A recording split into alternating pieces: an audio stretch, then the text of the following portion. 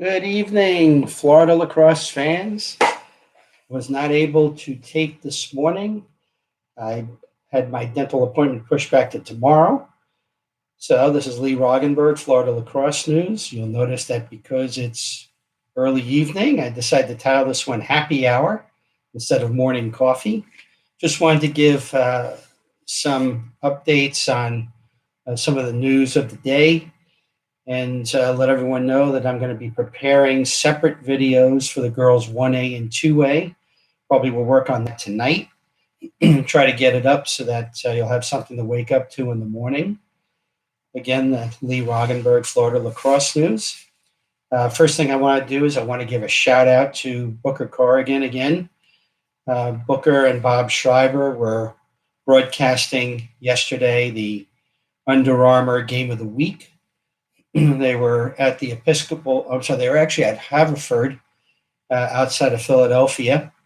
They were hosting the Episcopal School of Pennsylvania. A heck of a matchup.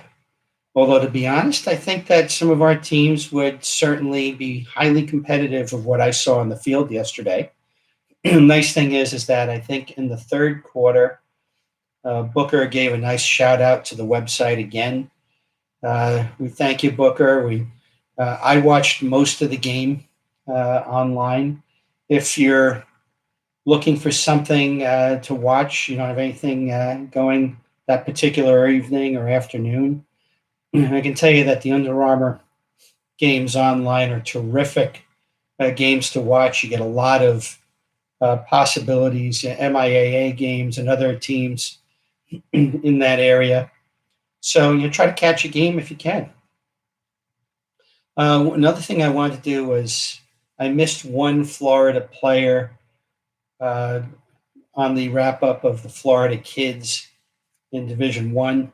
Sun Lake alum Ryan Furlong scored a goal against Monmouth over the weekend. I just wanted to make sure that we acknowledge that. St. Leo's Marissa Suchek, junior defender, congratulations to her.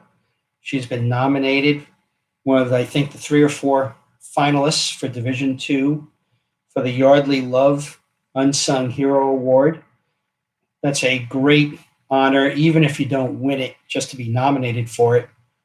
But basically, you have they award it based on dedication, integrity, humility, hard work, community service, leadership, kindness, and sportsmanship. And it's from the One Love Foundation. Now, University of Florida hosted Liberty today. Came away with a 17-2 win. They're 14-2 on the year. Shannon Cavanaugh, 4 goals and 2 assists. Brianna Harris, 3 goals and 3 assists in the victory for the Gators. Took a look at the FHSAA website. Wanted to get some answers and get an idea about championship weekend. The semifinals are going to be played on 2 auxiliary fields. They're going to be kind of parallel to each other. There's not going to be anything in the stadium on Friday. There is no cap on ticket sales, although I'm going to say there's going to be probably pretty limited seating for those games on the auxiliary fields because those are temporary bleachers that they would have to bring in. Concession stands will be open. Tickets will be sold at the gate. There will be a mask requirement, at least for those who are not participating. Now, how strict they'll be on that, I don't know, but assume that you're at least going to have to go through the motion of having the mask on when you enter. They do say, though, that you can bring your own beverage in, even though food and beverage will be available for sale. Now, the semifinals are going to be, as I said, I believe that the girls will be on one field all day and the boys will be on the other. I didn't catch the exact starting times, but I think you got to assume it's going to be early.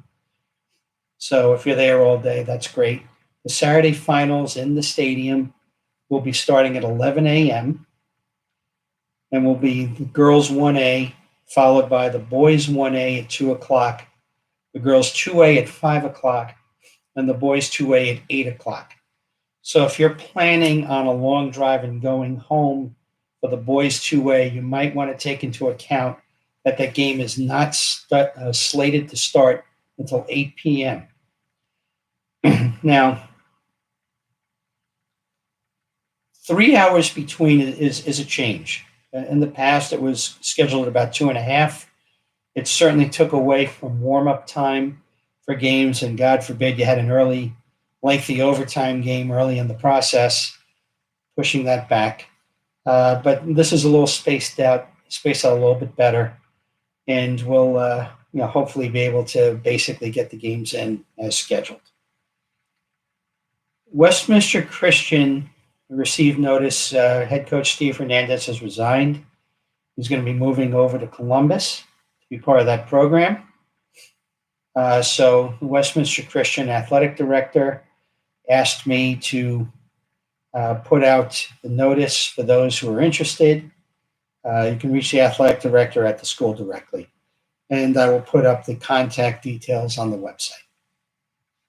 Those who missed it yesterday, and not a lot of you did because it's been read over 500 times already. We did finally did the long-promised power ranking. To be honest, the top 4 in the order I put them in wasn't particularly difficult. Then we started getting into where it really was a little tougher to put them in the appropriate slots. But I think we did a pretty good job with it. The important thing is that we have impact players. We have a couple of really high-end impact players. We're on the pace for more of them as the years go by. One of the beautiful things about the way the sport is progressing down here is that this year I've seen a ton of contributing freshmen at the high school level. And that's telling me that they came to high school prepared by the coaching, prepared by the hard work. They're more physically advanced than maybe 5-7 years ago. And you look at the type of coaching that the 7-year-old that starts out today is getting across the state. 10 years from now, when these kids are juniors in high school, we're going to have a bumper crop of great talent, and hopefully we'll see them. Instead of one Jarrett Bernhardt, we have 3. Instead of one Mikey or a Mikey Allen and Wyatt Schutler, we have 6. Instead of one Dylan Hess, we have 4. This is what I'm hoping we will be seeing 5 to 10 years down the line. And if the kids really keep at it and the coaches keep coaching you up and the IQ improves, I think we're going to have a wonderful way of producing players at the D1 level going forward. So congratulations to the 15 that we named, as well as the 4 that we considered on top of that. As I mentioned before, there's a lot of big names that you will remember from high school that did not make the list. And that's just because they might be stuck behind a tremendous amount of talent in front of them. I think a Will Nicholas is a great example of that.